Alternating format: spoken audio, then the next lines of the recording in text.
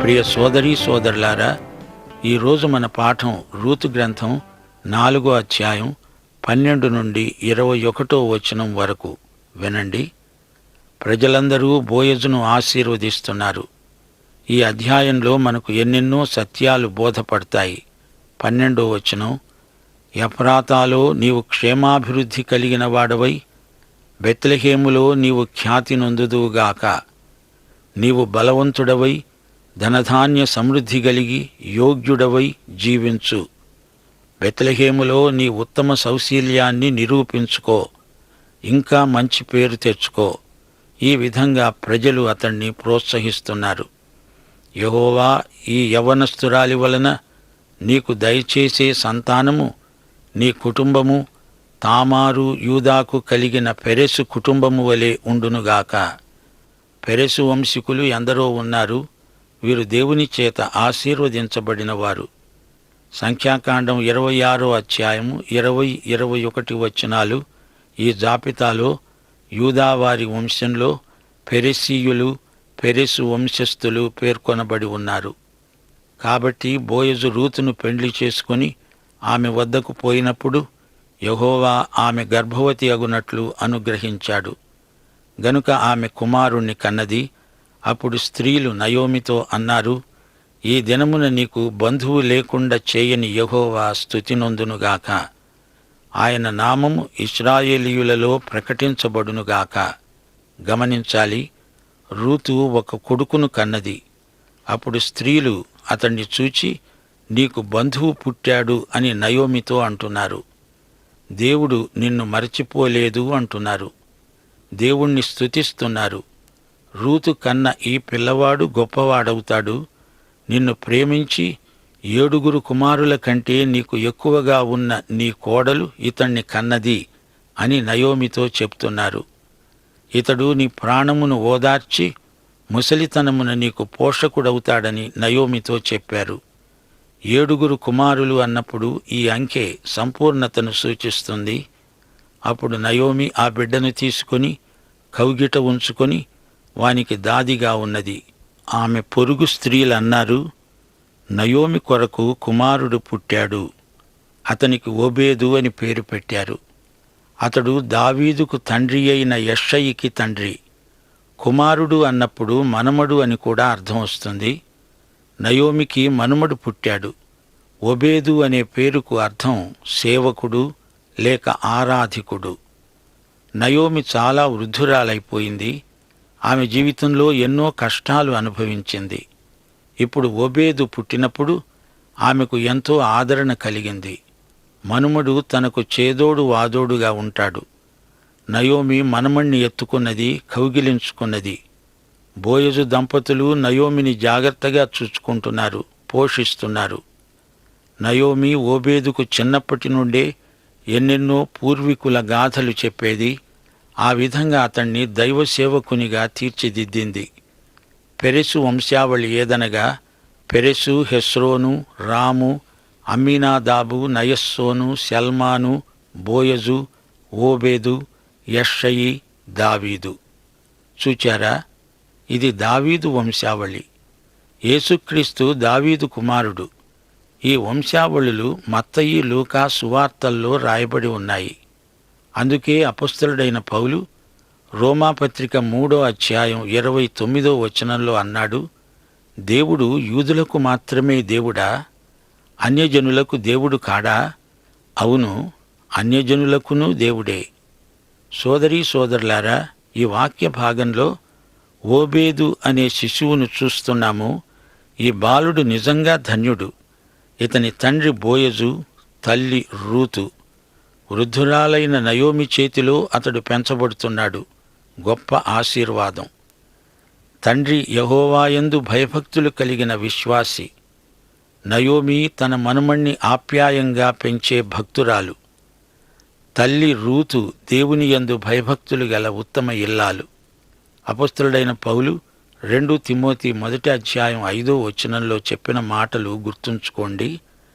నీ విశ్వాసము మొదట నీ అవ్వయైన లోయలోనూ నీ తల్లి అయిన యునీకేలోనూ నివసించింది. అది నీయందు సహా వసిస్తున్నది. అవ్వ తల్లి మనుమడు, లోయి యునీకే తిమోతి, అలాగే నయోమి రూతు ఓబేదు. ఎంత చక్కని క్రమమో చూడండి. రూతు బోయజు నయోమి ఈ ముగ్గురి మధ్యలో పెరిగిన ఓబేదు నిజంగా ధన్యుడే.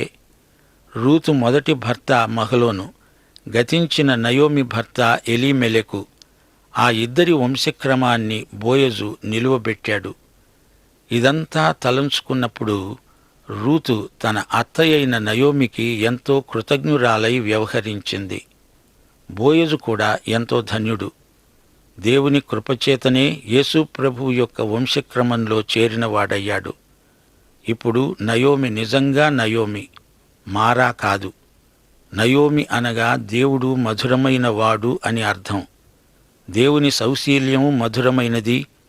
దేవుని తలంపులు, దేవుని ధ్యానం, దేవుని చిత్తం అంతా మధురమే. రూతు గాథ సుఖాంతం. ఓబేదు చాలా ప్రాముఖ్యమైన వ్యక్తి.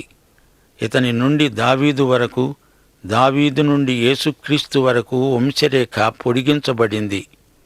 ఓబేదు దైవసేవకుడు. యేసుక్రీస్తు ఓబేదులాగే సేవకుడై జన్మించాడు. ఓబేదు అనగా సేవకుడు అన్నాము గదా. యేసుక్రీస్తు కూడా పరిచర్య చేయటానికే వచ్చాడు, చేయించుకోవటానికి కాదు. స్త్రీలు నయోమిని ఆశీర్వదిస్తూ ఒక మాట అన్నారు, ఇతడు నీ ప్రాణాన్ని ఓదారుస్తాడు, ముసలితనమున నీకు పోషకుడవుతాడు. కుటుంబంలోని వృద్ధులను ఆదరించి పోషించే మనుమలు మనమరాండ్లు ధన్యులు. చిన్నపిల్లలు దేవుని దృష్టిలో ఎంతో విలువైనవారు. చిన్న పిల్లలను ఆటంకపరచక నా వద్దకు రానియ్యండి, దేవుని రాజ్యము ఇలాంటి వారిదే అన్నాడు యేసు. ఓబేదు ఒక శిశువుగా రూతు చేతుల్లో కనిపిస్తున్నాడు. అదే వంశంలో అవతరించిన దేవుడు కాలము సంపూర్ణమైనప్పుడు ఒక మానవ శిశువై మరియమ్మ చేతిలో పొత్తిగుడ్డల్లో కనిపిస్తున్నాడు. దేవునికి స్తోత్రం. ప్రియ సోదరీ సోదరులారా, ఈ అధ్యాయంలో మనము నేర్చుకోవలసిన విషయాలు ఎన్నో ఉన్నాయి. ఎలీమెలెకు వంశం మహలోను మరణంతో ఆగిపోలేదు గాని అది బోయజు ద్వారా కొనసాగింది. ఈ రోజున మనకు ఒక బంధు విమోచకుడున్నాడు. ఇదే సువార్త. ఆయనే యేసుక్రీస్తు. ఈ రోజున ప్రజలు పరలోకానికి దూరంగా పయనిస్తున్నారు. దేవునికి దూరస్థులై బ్రతుకుతున్నారు. వారికి బంధు విమోచకుడు కావాలి. యేసుక్రీస్తు నీ స్వంత విమోచకుడై ఉంటేనే గాని నీవు ఎన్ని క్రిస్మస్ పండగలు చేసుకున్నా, ఎన్ని ఈస్టర్ పండగలు చేసుకున్నా ఎట్టి ప్రయోజనమూ ఉండబోదు. నయోమికి మనుమడు పుట్టాడు. ఆమెకు ఎంతో ఆదరణ. ఆ పిల్లవానికి ఒబేదు అని పేరు. ఒబేదు అనే మాటకు అర్థం ఇప్పుడే చెప్పుకున్నాము, సేవకుడు లేక ఆరాధికుడు. చట్టరీత్యా అతడు నయోమికి మనమడే. అతడు నిజంగా సేవకుడే, ఆరాధికుడే అయ్యాడు. రూతు గ్రంథంలో చిట్ట చివర వంశావళి చెప్పబడింది. ఇది ఎంతో ముఖ్యమైన వాక్య భాగం. ఇది దావీదును యూదాగోత్రానికి కలుపుతున్నది. లేకపోతే మనకు దాఖలా దొరకదు. ఈ వంశావళిని బట్టి రూతు గ్రంథం ఎంతో ప్రాముఖ్యతను సంతరించుకున్నది. యేసుక్రీస్తే మన బంధు విమోచకుడు అనే సత్యాన్ని రూతు గ్రంథంలో ప్రతి పుటలో చూడగలం. యేసుక్రీస్తు మనకు ఎలా బంధు విమోచకుడయ్యాడు? ఎందుకనగా ఆయన యొక్క సహవారసులం మనం. ఆయన మనల్ని విమోచించడానికి ఇష్టపడుతున్నాడు. ఆయన విమోచించటానికి సమర్థుడు. ఆయన పునరుత్థానుడు. స్వేచ్ఛగా మనల్ని పరలోకానికి తీసుకువెళ్ళగలడు. అన్నిటినీ మించి ఆయన మన కోసం విమోచన క్రయం చెల్లించాడు. దానిని దేవుడు అంగీకరించాడు. యేసు ప్రభువుకు ఈ అర్హతలన్నీ ఉన్నాయి. యేసు మనకు ఎలా బంధువు? ఆయన దేవుడై ఉండి మానవుడయ్యాడు. మానవులమైన మనకు ఆయన బంధువే. హెబ్రీ పత్రిక 2వ అధ్యాయం 14 నుండి 16వ వచనం వరకు వినండి. ఆ పిల్లలు రక్తమాంసములు గలవారైనందున ఆ ప్రకారమే మరణము యొక్క బలము గలవానిని, అనగా అపవాదిని మరణము ద్వారా నశింపచేయుటకు, జీవితకాలమంతా మరణ భయము చేత దాస్యమునకు లోబడిన వారిని విడిపించుటకు ఆయన కూడా రక్తమాంసములలో పాలివాడయ్యాడు. ఏలయనగా ఆయన ఎంతమాత్రమును దేవదూతల స్వభావమును ధరించుకొనక అబ్రహాము సంతాన స్వభావమును ధరించుకొని ఉన్నాడు. యేసుక్రీస్తు మానవ కుటుంబములో ప్రవేశించాడు. హెబ్రీ పత్రిక 5వ అధ్యాయం 2వ వచనం. తాను కూడా బలహీనత చేత ఆవరింపబడి ఉన్నందున అతడు ఏమీయూ తెలియని వారి ఎడలను తోవ తప్పిన వారి ఎడలను తాలిమి చూపగలవాడై ఉన్నాడు. కాలము సంపూర్ణమైనప్పుడు గలతీ పత్రిక 4వ అధ్యాయం 5వ వచనం ప్రకారం దేవుడు తన కుమారుణ్ణి పంపాడు. ఆయన స్త్రీయందు పుట్టి మనము దత్తపుత్రులము కావాలని ధర్మశాస్త్రమునకు లోబడిన వారిని విమోచించడానికి ధర్మశాస్త్రమునకు లోబడినవాడై ఆయన మన మానవతను ధరించాడు. మనకు సమీప బంధువయ్యాడు. 2000 సంవత్సరాల క్రితం ఆయన ఈ లోకానికి వచ్చాడు.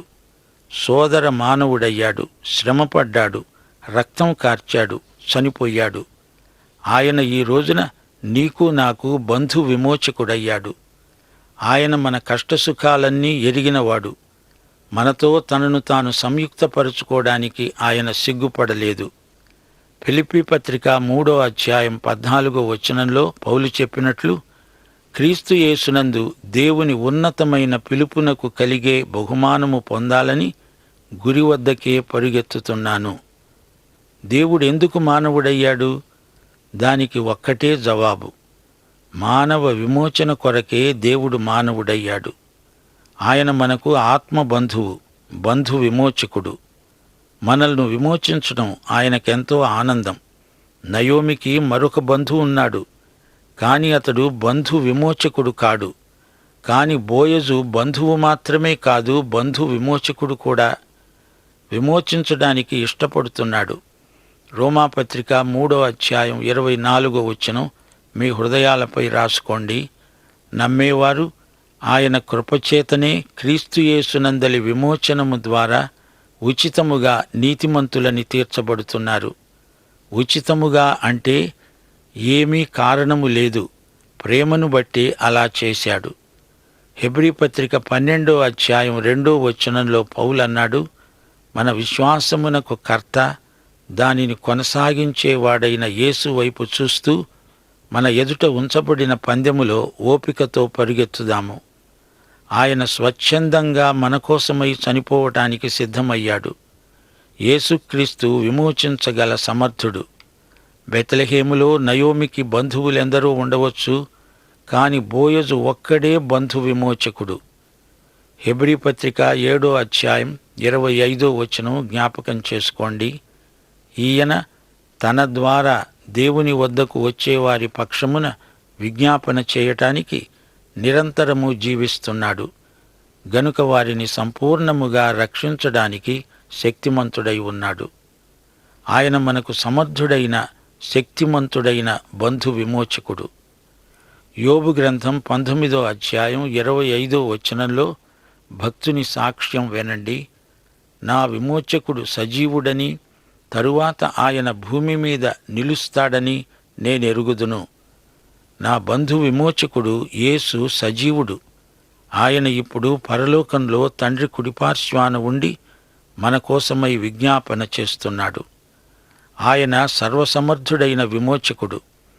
ఫిలిప్పీ 2వ అధ్యాయం 9 నుండి 11వ వచనం వరకు, పరలోకమందున్న వారిలో గాని, భూమి మీద ఉన్న వారిలో గాని, భూమి క్రింద ఉన్న వారిలో గాని ప్రతివాని మోకాలును యేసు నామమున వంగునట్లును, ప్రతివాని నాలుక తండ్రి అయిన దేవుని మహిమార్థమై యేసుక్రీస్తు ప్రభువని ఒప్పుకొనున్నట్లును దేవుడాయనను అధికముగా హెచ్చించి ప్రతి నామమునకు పైనామమును ఆయనకు అనుగ్రహించాడు. సోదరుడా, సోదరి, యేసుక్రీస్తు వ్యక్తిగతంగా నీకు బంధు విమోచకుడా? అయితే దేవునికి స్తోత్రం. లేకపోతే ఇప్పుడే ఆయనను స్వకీయ రక్షకునిగా, విమోచకునిగా అంగీకరించడం శ్రేయస్కరం. ఈ సందర్భంలో మరొక సత్యాన్ని జ్ఞాపకం ఉంచుకోవాలి. బంధు విమోచకుడు అనే మాటకు హీబ్రూ పదం గోయల్. గోయల్ అనగా విమోచకుడు. చనిపోయిన వ్యక్తికి అతి సన్నిహితుడు, బంధువు అయిన వ్యక్తిని గోయల్ అంటారు. అతడు చనిపోయిన తన బంధువు వంశాన్ని, ఆస్తిని నిలుపుతాడు. గోయల్ యొక్క నియమాలు ధర్మశాస్త్రంలో చెప్పబడినాయి. చనిపోయిన తన సన్నిహిత బంధువు యొక్క భార్యను ఇతడు వివాహమాడతాడు. చనిపోయిన వాని వంశం నిలిచేటందుకు అతని కోసం సంతానం కంటాడు. రూతు గ్రంథంలో ఆస్తిని, చనిపోయిన వాని భార్యను స్వీకరించి బంధు విమోచకుడైన వాడు బోయజు. రూతుకు, రూతు ఆస్తికి బోయజే విమోచకుడు. ఇందులో మనం గ్రహించవలసిన వాస్తవం ఏమిటంటే, దేవుడు తండ్రి, మానవులంతా సహోదరులు. మన పక్షాన యేసు శిలువ మీద చనిపోయి మనల్ని దేవుని సంతానముగా స్థిరపరిచాడు. దేవుని కుటుంబంలో మన మధ్య ఉన్న సంబంధాలన్నీ యేసుక్రీస్తు యొక్క త్యాగపూరితమైన బలియాగము వల్లనే స్థిరపరచబడ్డాయి. ముగింపులో దావీదును గురించి కొన్ని మాటలు చెప్పాలి. వంశావళులు బైబిల్లో రాయబడి ఉన్నాయి. యేసుక్రీస్తు వంశావళిలో ఉన్న వ్యక్తుల పేర్లు మనకెంతో ఆశ్చర్యం కలిగిస్తాయి. అబ్రహాము విశ్వాసులకు తండ్రి. ఇశ్రాయేలును దేవుడు ఏర్పరచుకున్నాడు. ఇశ్రాయేలు యొక్క 12 గోత్రాలలో యూదా గోత్రాన్నే దేవుడు ఏర్పరచుకున్నాడు. అదే గోత్రంలో యేసు ప్రభువు జన్మించాడు. గమనించాలి, యేసు ప్రభువు మనుష్య కుమారుడు, దావీదు కుమారుడు. ఆయన దేవుని కుమారుడు కూడా. ప్రవచనాలు ఎలా నెరవేరినది తెలుసుకోవాలంటే, యేసుక్రీస్తు మానవతను రుజువులతో గ్రహించాలంటే బైబిలులోని వంశావళులు మనకెంతో ఉపకరిస్తాయి. మన విశ్వాసానికి, మన భక్తికి ఇవి ఎంతో దోహదపడతాయి. యేసుక్రీస్తు మానవుడు, ఆయన దేవుడు. ఆయన వంశావళిలో మామూలు మనుష్యులు ఎందరో ఉన్నారు. మనలను తన సోదరులని చెప్పుకోటానికి ఆయన సిగ్గుపడలేదు. గనుక సువార్తను గురించి మనము సిగ్గుపడవలసిన పని లేదు. మరో మాట, గర్భఫలము దేవుడిచ్చే బహుమానం. కుమారులు యెహోవా అనుగ్రహించే స్వాస్థ్యం. బోయజు దంపతులకు ఓబెదు అనే కొడుకు పుట్టాడు. దేవుడిచ్చిన బహుమానానికి రూతు, నయోమి, బోయజు దేవుణ్ణి స్తుతించారు. దేవుడు ఈ దంపతులకు ఇచ్చిన బహుమానం ఎంతో విలువైనది. దేవుడిచ్చే బహుమానాలకు మనం గృహ నిర్వాహకులం. తల్లిదండ్రులు తమ పిల్లల పట్ల తమ బాధ్యతలను నమ్మకంగా నిర్వర్తించాలి. దేవునికి లెక్క అప్పగించాలి. తల్లిదండ్రులు తమ శిశువులను దేవునికి సమర్పించాలి, ప్రతిష్ఠించాలి. బాల్యమందే వారు నడువవలసిన త్రోవను వారికి చూపించాలి. పెరిగి పెద్దవారై వారు దాని నుండి తొలగిపోరు. సర్వ శరీరాత్మలకు అధ్యక్షుడు మన తండ్రి అయిన దేవుడు. మనము ఆయనపై ఆధారపడి ఉన్నాము.